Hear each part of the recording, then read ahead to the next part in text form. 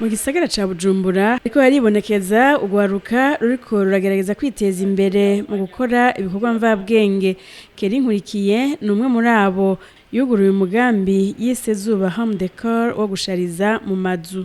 Bitanguye kera nkiri umwana nakunda gukora utuntu akora utumodoka mu makarton y'amakarton ya bougie, nakunda gukora utuntu twinshi cyane. Hama ndakura ndaja mu byo gucapa. Après muri 2021 niho natangura gukorera ngaha, avuga ati reka nugurura ahantu abantu babibone ko nabikorera muhira, bakambaza ati none ivyo bintu tubona ku mafoto ese twobibona, ngati reka ntangure ndavyerekane. Nubwo abona ko ariko aratera imbere ngo ntango ntiyamworoheye biturutse cane ko abarundi ubwabo ngo badahurumbira ibikorewe iwabo. Ibintu dukora si wari wese abitahura.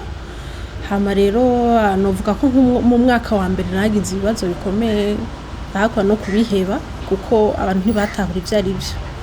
Ntibatahura igituma dukeneye kuba dufise ibintu byo gushariza bivuye ino, bikorewe ino, bikozwe n'abarundi.